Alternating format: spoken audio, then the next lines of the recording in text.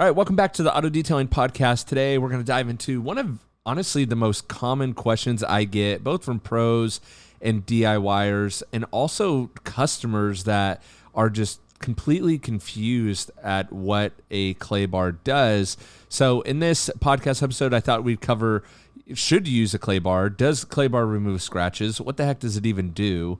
And then beyond that, to dive even deeper, should you use a clay bar, a clay towel, a clay mitt, a clay sponge? Do you need an iron remover? Should you use an iron remover with a clay?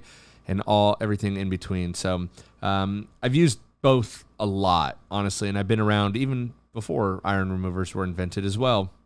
I was actually around before even the clay mitt, we'll call it the synthetic clay, was invented. In fact, when the synthetic clay started coming out on the market, it was massive. It was a huge revolution, and it was a huge time saver. It did a better job faster.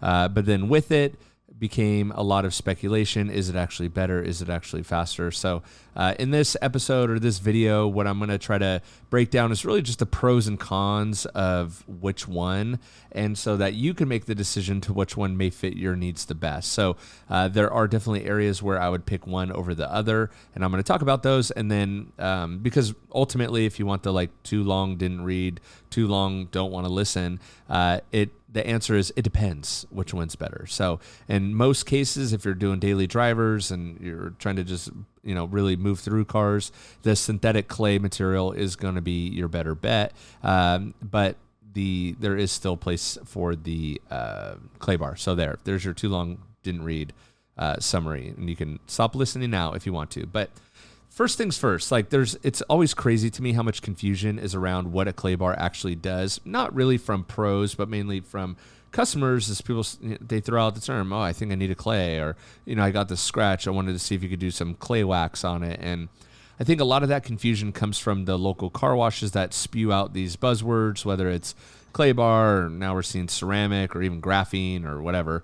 The local car washes pick up these buzzwords and then use them in ways that aren't accurate.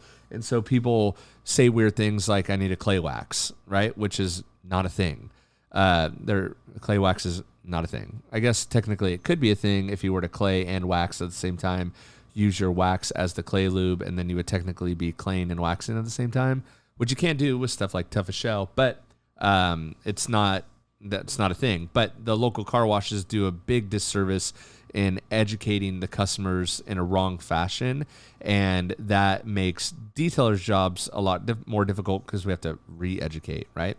So the whole purpose of claying your car, whether it's a mitt or a bar, synthetic or traditional, I guess, you're doing it for the same reason. It's always the same reason, and it's to remove those bond contaminants that when you wash your car, they don't remove. So, industrial fallout, brake dust, all the other things that kind of bury themselves in the paint, because what happens is the paint is porous, and so it has open holes, basically, right? And so if you don't have something else filling those holes, a wax, a ceramic spray, a wipe-on coating, and everything else that's in the air will fall and fill those holes. So you need to remove them out of their burrowed hole because they are bad for your paint. They will oxidize your paint faster. They will make your paint fail faster.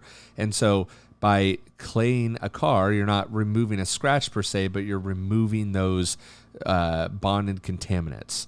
So, and again, talked about on a previous video and podcast, if you have those bond contaminants in the car and then you go to do something like a paint correction, you start fighting yourself essentially because those bonding contaminants are in the way. And the same is true if you go to lay down some sort of paint protection.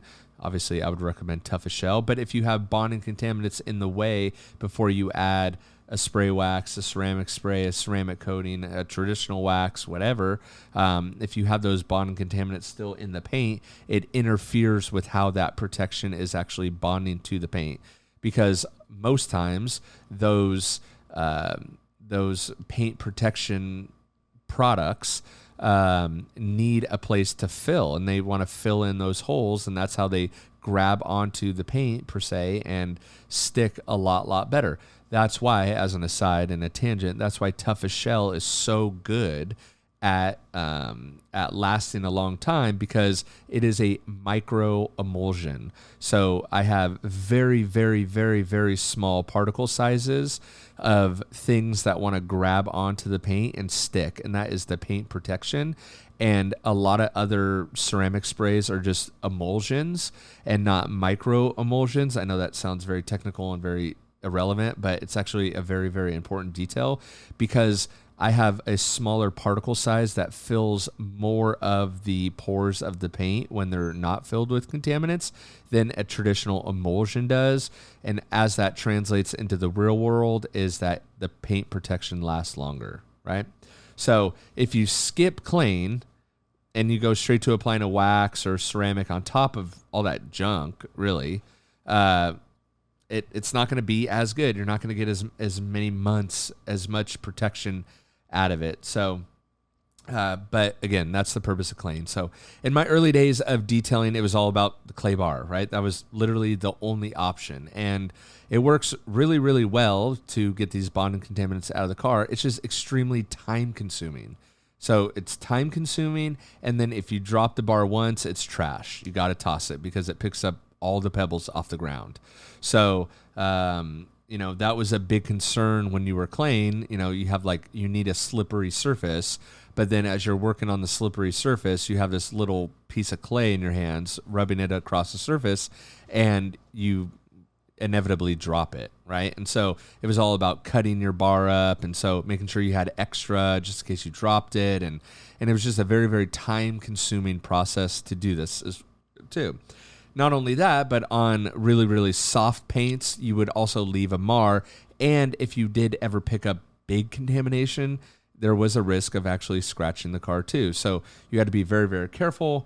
Wanted to make sure that you used enough lube on the surface so it worked. But it was slow, a little risky, not super risky, but a little risky, and just took a lot of effort, which is the main problem. I forget what year. I want to say right around when I started detailing it. It wasn't too long after, maybe 2008, 2009 or 10.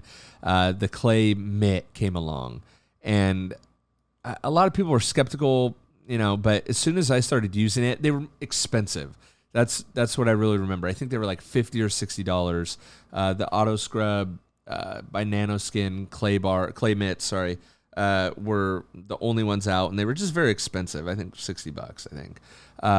But the thing is that you could clay way faster. It was way easier. And I've done a few videos in the past showing that it's actually safer, because a lot of times if you didn't get a reputable clay bar, there's different varying degrees of how aggressive the clay bar could be, but also varying degrees of what the clay material is actually made of. And so I found that a lot of the cheap bars are actually more aggressive than even a synthetic mitt would be. So I always realized that going with a reputable brand like the Auto Scrub one, I think they have a fine, medium, and aggressive, or maybe it's just a medium and heavy clay mitt now. They also have a towel and sponge and all that. But if I went with a reputable brand like the Auto Scrub ones, it was very, very safe and a lot less risky. And you also didn't have to constantly knead the clay. You didn't need to worry about dropping it. And you could get better results usually in less time, right? So that was a massive innovation. And nowadays we have a bunch of ripoffs. There was a patent on that Auto Scrub one, and there's a ton of knockoffs and ripoff ones, and ones with holes in them, and they don't have as much surface area, which I always laugh at, because back in the day when a clay mitt or a clay towel didn't have a lot of surface area, we considered that like a cheap one, and it was kind of like you wouldn't use it because it was cheap. And now some brands have kind of made those a little bit more mainstream. And personally, I just always stick with the Auto Scrub one. They're the originators. They're the originals. It's always been the best.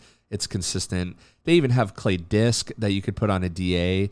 But I would I like those too, but those are for like heavy contamination. And then of course we saw that the invention of the iron remover, which actually makes your cleaning process even faster too. So how I use a clay mitt, and again, a mitt, a towel, a puck, a sponge, it's kind of all the same to me. It's just a preference. If you like to fold your towel, do that. If you like to put your hand in the mitt, do that. If you prefer it on a DA, so you get a disc, do that. If you get a sponge, that's fine too. My kind of preference, if I had to pick, I actually do take the DA puck or disc, I guess it would be. That can go on a DA, and I use that. I like it better. It just fits in my hand more. I like it better than a towel and a mitt, honestly. And you do have the option if you have a really contaminated car to put it on a DA machine, and you could actually clay bar a car with the DA, which we actually don't see a lot of people talking about. But this is my process today. So, of course, I start with a pre-soak of the car. I do a dry foaming of the car. And then I let that dwell. I use the super soaper, obviously. And then I let that dwell for 5 minutes. I rinse. I will re-foam the car. And then with same foam cannon, same everything, super soaper. And the super soaper has enough lubrication in it that I could go around and clay the whole entire car with the foam that's on the car. I know that with the initial foam, I got 99% of the dirt off the car. The second foam is mainly for my lubrication of the clay bar. So I will do that. And so while the soap's still on the car, I use the clay mitt or clay puck or whatever. Again, light pressure. There's no reason to scrub with it. I think that's where you could really get in trouble if you are scrubbing, you're trying to clean your car with it. It's more about just gliding it on the surface. And then I'll rinse it off. So then I've washed the car and clayed it very quickly, right? And then if I'm polishing, I can go straight into polishing with the Picture Perfect polish. If not, I can dry the car and I can go right into my protection process. So whether that's applying Tough Shell or the Gloss Boss or whatever, but it really makes for a fast, efficient way to get phenomenal results, and customers love that. So I've talked about for a long time, if you are, running a detailing business, you might want to charge more now, but like if you're just getting started, maybe a $99 or $149 wash, clay, wax service. And this is a very fast way to do that. Within, an hour and a half, you could do a wash, clay, wax on a whole entire car, get your $149 or $249 or whatever the price may be in your neck of the woods. And it's very fast, very efficient, and customers love feeling how slick their car is. I would say that most people would opt for slickness and gloss on their car over any paint correction. Very difficult for customers to see paint correction, but everyone puts the back of their hand on a car and makes it very smooth. So, again, do I still use a clay bar? Sometimes. There are a few situations where I do still use it. If the paint is like really contaminated and there's just like some hard areas to get into with the clay bar, or the synthetic clay, I will always have a kind of a bar on tap. There's just some areas like on back hatches sometimes, around windows, on the doors, some model cars. Just very rare chances if there's like really small areas that I need to get into. Or sometimes if I'm doing like isolated spot treatments, or I come across weird stuff that just does not want to come up with the synthetic clay. Sometimes the traditional clay will be better. I don't know why, but it mainly comes down to when I need something in a really precise and tight spot. But for 99% of the jobs I'm doing, I'm using the puck or the mitt or the towel or whatever. Again, I actually prefer the disc. I think they still sell the disc. I should actually look. I've been running the mitt for a little while, but the disc is actually my favorite. I usually get a few of them at a time. So again, a traditional clay bar is going to be your tried and true bet. It tends to, in my opinion, skew a little bit more aggressive.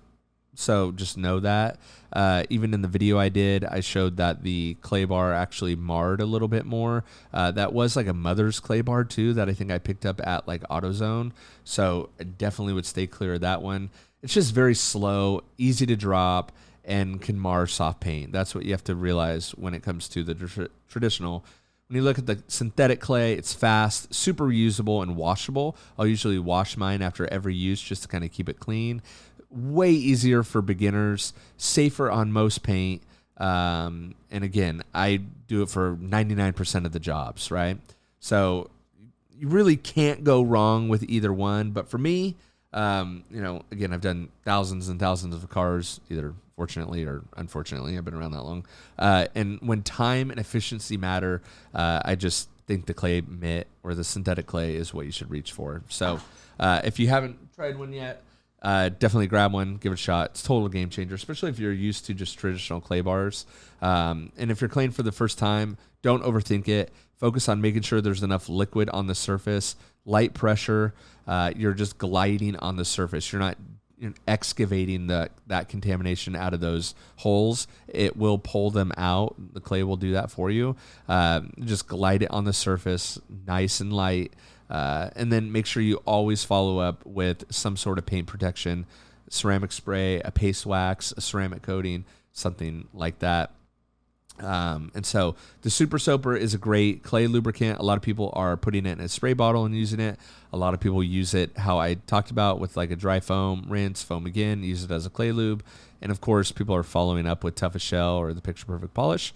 So I'll make sure to link all my products down below, but you could use whatever products you want, right? And so obviously I would appreciate it if you used mine, but any products will do this. I know there's a lot of car soaps that you can also do this as well that offer really great lubrication. But I wanted to kind of put it out there. I ran into someone that was, needed a clay wax again, and it sparked this idea of like, man, there's so much confusion between clay bars.